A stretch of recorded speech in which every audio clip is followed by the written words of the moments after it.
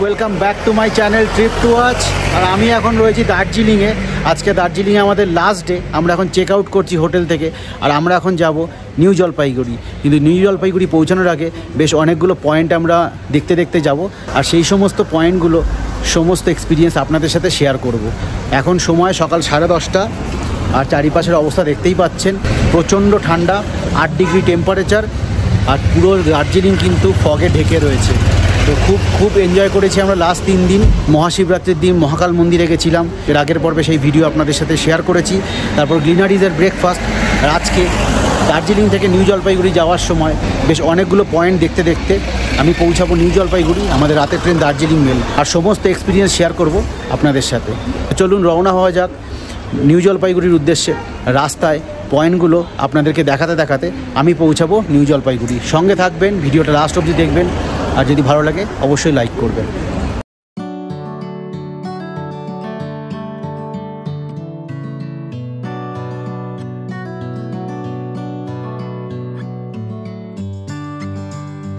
দার্জিলিং পেরিয়ে ঘুম স্টেশনের ডান দিকের রাস্তা ধরে আমরা এগিয়ে চললাম আমাদের প্রথম পয়েন্ট লেপচা জগতের দিকে।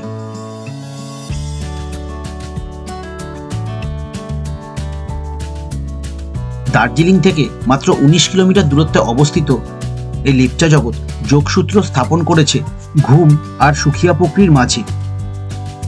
সিকিম, নেপাল এবং ভুটানের লেপচাদের নিয়ে গড়ে উঠেছে একটি ছোট্ট গ্রাম, নাম লেপচা জগৎ। আর তার পাশেই রয়েছে অদ্ভুত সুন্দর পাইন ফরেস্ট। যে সমস্ত পরিবেশ প্রেমীরা নীরবতা এবং প্রাকৃতিক সৌন্দর্যকে উপভোগ করতে চান, তাদের জন্য আদর্শ জায়গা এই লেপচা জগৎ। এখানে বেশ কয়েকটি হোমস্টে রয়েছে এবং আকাশ পরিষ্কার থাকলে কাঞ্চনজঙ্ঘার দারুণ সুন্দর ভিউ পাওয়া যায় এই লেপচা জগৎ থেকে। আমরা এখন এসে পৌঁছেছি লেপচা জগতের সামনে, আর এখানে 10 টাকা করে পার হেড টিকিট ওপরে এই পাইন ফরেস্টে যাওয়ার জন্য। খুব সুন্দর জায়গা, একদম শান্ত পরিবেশ। আমাদের গাড়ি রাখা হয়েছে আপাতত।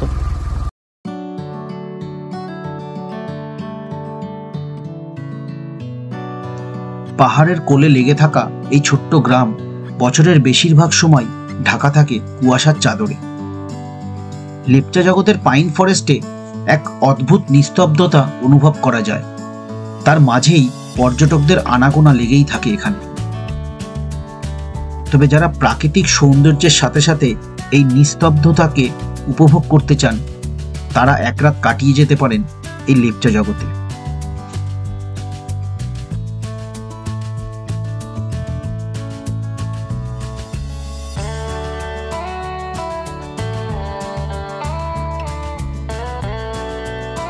বেশ অনেকটা রাস্তা হেঁটে ওপরে উঠলাম এবং পাইন ফরেস্টের ভেতরে বেশ অনেকক্ষণ সময় কাটালাম আমরা।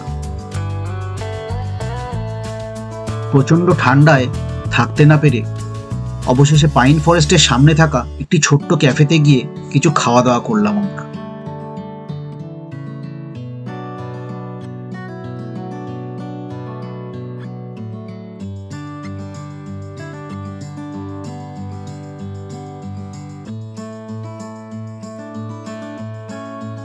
ভেজ মোমো, লেমন টি, ডিমের অমলেট এবং অবশেষে সেদ্ধ ডিম মশলা দিয়ে মাখিয়ে দারুণ মজা করে খেয়েছিলাম আমরা। পরে আমাদের কাছে চলে এসছে অমলেট। এরকম ঠান্ডায় যদি ঝাল ঝাল অমলেট পাওয়া যায়, আলাদাই মজায়। দেখুন এদিকে দুজন খাচ্ছে, আর এদিকে আমি আর ভাই নিয়ে নিয়েছি কিন্তু আমাদের অমলেট। ভাই ঠান্ডাটা কেমন? অনেক অনেক। আর জায়গাটা কেমন? দুর্দান্ত। কোনটা বেশি, জায়গাটা ঠান্ডা?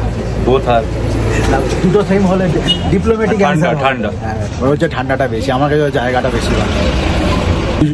ইউজুয়ালি তো আমি চা খাই না, কিন্তু এখানে এত ঠান্ডা যে একটু লেমন টি খাচ্ছি। অসাধারণ বানিয়েছে। আর অমলেটটা তো খেলাম, তারপরে কিন্তু আমাদের কাছে চলে এসেছে এই বয়েলড এগ। 4টে বয়েলড এগ এরকম কেটে মশলা মাখিয়ে দিয়েছে। লেমন টির পরে কিন্তু আমরা এটা খাবো। ম্যাডামকে দেখুন, ঠান্ডায় একদম কাবু হয়ে গেছে এরাও। দার্জিলিংয়ে আমাদের লাস্ট দিন ছিল আজকে, আর এনজেপি পৌঁছাতে পৌঁছাতে কিন্তু প্রত্যেকটা মুহূর্তকে আমরা উপভোগ করছি। খাওয়া দাওয়া, ঘোরা, আনন্দ, ব্যাপক মজা হচ্ছে। খাওয়া দাওয়া শেষ করে আমরা আবার রওনা হলাম আমাদের পরবর্তী পয়েন্ট সীমানা ভিউ পয়েন্টের উদ্দেশ্যে।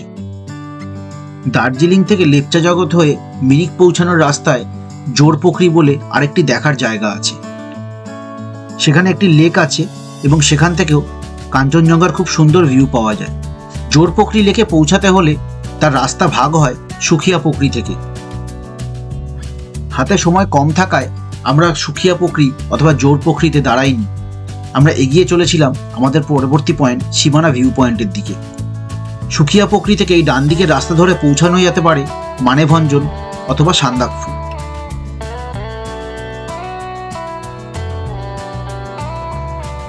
দুপুর 1টা নাগাদ আমরা এসে পৌঁছেছিলাম নেপালের কাছে অবস্থিত সীমানা ভিউ পয়েন্টে।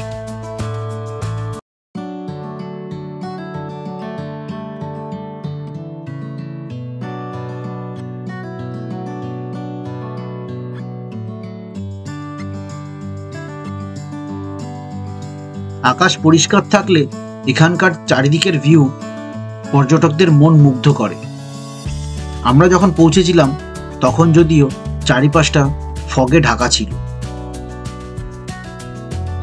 সীমানা ভিউ পয়েন্টের লোকাল মার্কেটে বিভিন্ন ধরনের চকলেট পাওয়া যায় এবং এখানে বিভিন্ন ধরনের গরম জামা কাপড় অনেক কমে পাওয়া যায়। সো আমরা এখন এসে পৌঁছেছি সীমানা ভিউ পয়েন্টে। আর এখানে একটা অদ্ভুত ব্যাপার, এই জায়গাটা কিন্তু নেপালের মধ্যে, মানে নেপাল আর ইন্ডিয়ার বর্ডারই বলা যায়, তবে সেরকমভাবে কোনো বর্ডার এখানে মার্ক করা নেই। এই রাস্তায় আমি যেখানে দাঁড়িয়ে আছি এটা হচ্ছে ইন্ডিয়া, আর এই আমার পেছনে দোকানগুলো দেখা যাচ্ছে, দোকানগুলো কিন্তু সব রয়েছে নেপালে। শুনতে অবাক লাগলেও এটাই সত্যি, দোকানগুলো সব রয়েছে নেপালে আর আমি এখন দাঁড়িয়ে আছি ইন্ডিয়ায়। মানে কিছু কিনে খেতে গেলে সেগুলো কিন্তু নেপাল থেকে কিনে খেতে হবে, আর দাঁড়িয়ে যখন খাবো তখন আমি ইন্ডিয়া দাঁড়িয়ে খাচ্ছি, মানে অদ্ভুত ব্যাপার। সামনের ভিউ পয়েন্ট থেকে নেপালের পুরো ভিউ আসছে, মাঝে মাঝে যখন ফগ সরে যাচ্ছে দেখা যাচ্ছে অদ্ভুত সুন্দর, চারিপাশটা ফগে ঢেকে রয়েছে, তার একটা আলাদাই সৌন্দর্য রয়েছে। আর যখন ফগ সরে যাচ্ছে সামনে পাহাড়গুলো দেখা যাচ্ছে, সেটা সৌন্দর্য কিন্তু একটু অন্যরকম। তবে অদ্ভুত সুন্দর জায়গা। দার্জিলিং থেকে নিউ জলপাইগুড়ি ফেরার পথে এই রুটটা যদি আপনারা ইউজ করেন তাহলে কিন্তু এই সমস্ত সাইট সিনগুলো করতে করতে আপনারা পৌঁছাতে পারবেন নিউ জলপাইগুড়ি অথবা শিলিগুড়ি। তো এখনও অবধি আমরা যে কটা পয়েন্ট দেখলাম প্রত্যেকটা পয়েন্ট কিন্তু খুব সুন্দর ছিল। আশা করছি এরপর যে পয়েন্টগুলোয় যাব সেগুলোও খুব সুন্দর। কিন্তু এখানে একটা এই অদ্ভুত জিনিস দেখে কিন্তু সত্যি অবাক লাগছে যে ইন্ডিয়া দাঁড়িয়ে আছি আর 10-15 মিটারের দূরত্বে থাকা দোকানগুলো রয়েছে নেপালে। এখন এখানে জিনিসপত্র বিক্রি হচ্ছে সব। आप यही करेंगे क्या? गाँव बिहार नेपाल से आता है चॉकलेट? नेपाल के नेपाली तो है सर ये। नहीं, चॉकलेट एक्चुअली इधर बनता है या नेपाल से? नेपाल का। कौन सा अच्छा वाला कौन सा है? देखिए सभी एक अच्छा चॉकलेट है। अच्छा, किंतु हर एक चॉकलेट का अलग खासियत है। ओके। 300 चॉकलेट नहीं भी? हाँ मिक्स आमियो नेबो बच्चा जो सुनो ना, यहाँ 2 पैकेट 60 रुपये 60 पीस 300 रुपये। अच्छा, 60 पीस 300 रुपये।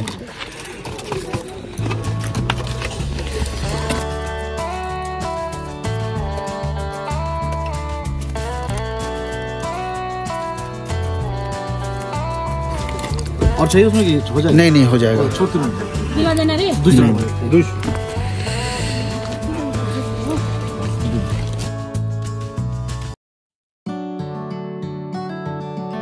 সীমানা ভিউ পয়েন্ট থেকে দুপুর 1:30 নাগাদ আমরা রওনা হয়েছিলাম গোপালধারা টি স্টেটের উদ্দেশ্যে। বেশ কিছুটা রাস্তা এগোনোর পর আমরা দেখতে পেয়েছিলাম ইন্ডিয়া নেপাল বর্ডার। বর্ডার পার করে গাড়ি ভাড়া পাওয়া যায়, যা দিয়ে নেপালের বেশ কয়েকটি সাইট সিনও ঘুরে দেখা যায়। হাতে সময় কম থাকায় পশুপতিনাথ মন্দির এবং পশুপতিনাথ মার্কেট আমরা ঘুরতে পারিনি। ঝিরঝিরে বৃষ্টি আর কুয়াশাচ্ছন্ন পাহাড়ের ভিজে থাকা রাস্তা ধরে এগিয়ে চলেছিলাম আমরা। দৈনন্দিন জীবনের সেই ব্যস্ততায় ফেরার আগে প্রাকৃতিক সৌন্দর্যকে প্রত্যেক মুহূর্তে উপভোগ করছিলাম আমরা সবাই।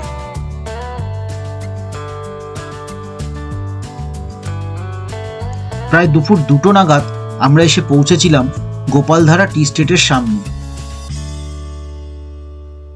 চা বাগানের পাহাড়ের আকৃতি গোল হওয়ায় গোপালধারা টি স্টেটকে অনেকে গোল পাহাড় টি স্টেটও বলে থাকে।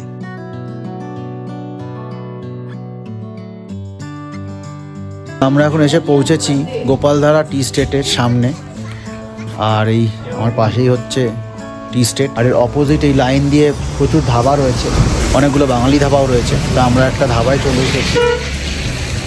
এখানে চিকেন থালি, ভেজ থালি, এগ থালি আছে। তো আমরা দুটো এগ থালি আর দুটো চিকেন থালির অর্ডার করেছি। এখান থেকে খেয়ে তারপর আমরা চা বাগানে কিছুক্ষণ ঘুরবো, তারপর এখান থেকে আবার রওনা দেবো মিরিকের উদ্দেশ্যে। এখান থেকে মিরিক 7 কিলোমিটার।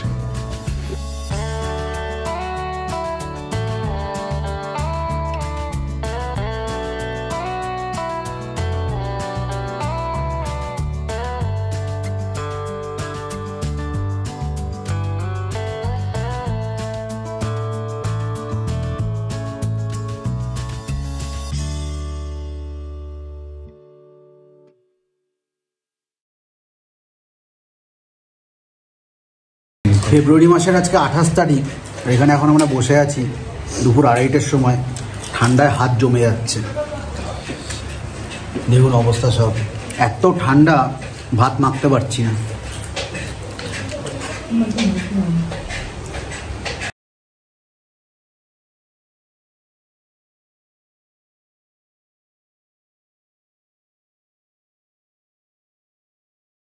পাহাড়ি স্টাইলে বানিয়েছে, ডাল, আলু ভাজা, চিকেন কষা, আর ওরা ডিমের অমলেট খাচ্ছে। मैडम एक पानी दीजिए। দারুণ লাগছে খেতে। ঠান্ডায় এরকম ঝাল ঝাল খাবার পাহাড়ি স্টাইলে বানানো, জাস্ট কথা হবে।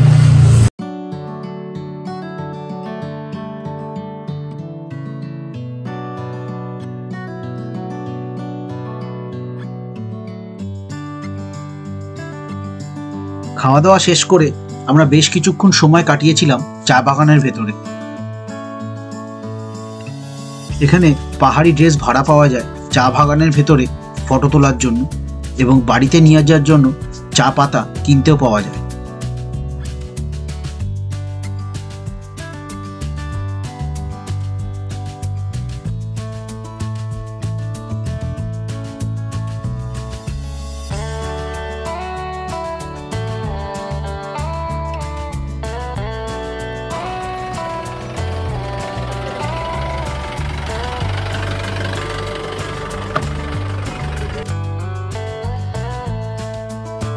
গোপালধারা টি স্টেট থেকে রওনা হয়ে আমরা এগিয়ে চলেছিলাম আমাদের শেষ পয়েন্ট মিরিক লেকের দিকে।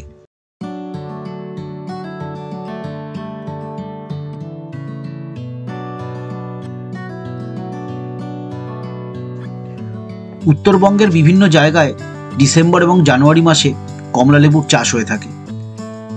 সৌভাগ্যক্রমে ফেব্রুয়ারি মাসের শেষ দিনেও আমরা একটি গাছে কমলালেবু দেখতে পেলাম। বেশ কিছুক্ষণ দাঁড়িয়ে সেই কমলালেবুর ছবি তুললাম এবং ভিডিও করলাম। গাড়ি নিয়ে আরো কিছুটা এগোতেই রাস্তার ধারে দেখতে পেলাম একটি পাহাড়ি মেয়ে কিছু কমলালেবু নিয়ে বসে রয়েছে। আর দেরি না করে তাড়াতাড়ি নেমে পড়লাম গাড়ি থেকে এবং 1 ডজন কমলালেবু কিনে ফেললাম মাত্র 150 টাকা দিয়ে।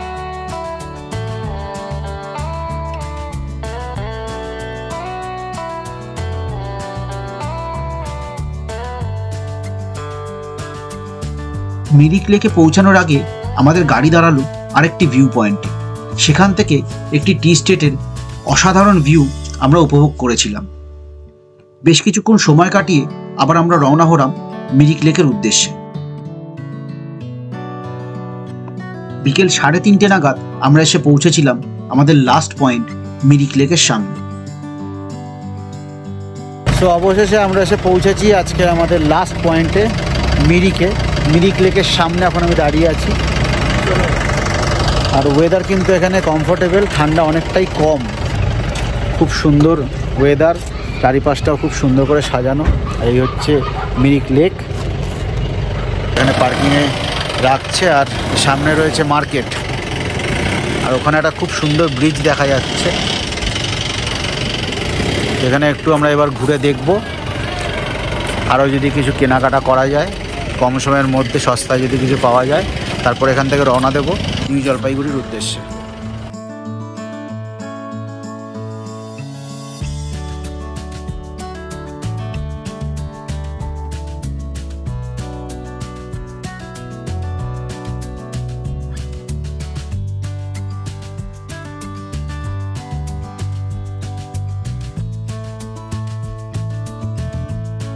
আমরা এখন দাঁড়িয়ে আছি মিরিকের মার্কেটের সামনে।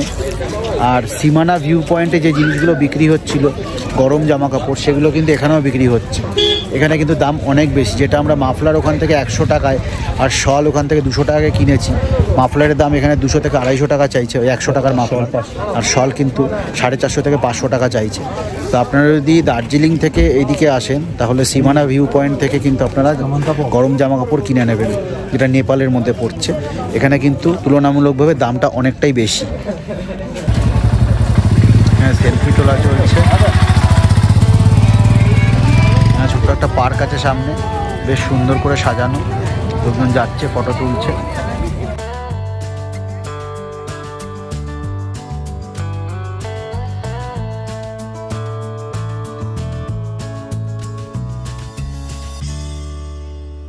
তো এখন সময় বিকেল 4টে, আর আমাদের মোটামুটি কেনাকাটা কমপ্লিট, ঘোরা বেড়ানো কমপ্লিট। এবার আমরা রওনা হব নিউ জলপাইগুড়ির উদ্দেশ্যে। আমাদের গাড়ি রেডি হয়ে গেছে সবাই যাওয়ার জন্য। আমাদের দার্জিলিং থেকে নিউ জলপাইগুড়ির সমস্ত এক্সপিরিয়েন্স আপনাদের সাথে শেয়ার করলাম এই ভিডিওয়ে। আশা করছি ভিডিওটা আপনাদের ভালো লেগেছে। যদি ভালো লেগে থাকে তাহলে অবশ্যই লাইক করবেন, আর যদি আমার চ্যানেলে নতুন এসে থাকেন তাহলে আমার চ্যানেলটা অবশ্যই সাবস্ক্রাইব করবেন আর সাপোর্ট করবেন, যেন আরও ভালো ভালো ভিডিও বানাতে পারি আর শেয়ার করতে পারি আপনাদের সাথে। তাহলে আপনাদের সাথে দেখা হবে খুব শিগগিরই আর একটা নতুন জার্নি নিয়ে। ততক্ষণ দেখতে থাকুন ট্রিপ টু ওয়াচ, আর অবশ্যই সাবস্ক্রাইব করুন। দেখা হচ্ছে একটা নতুন জার্নির সাথে, একটা নতুন ভিডিও।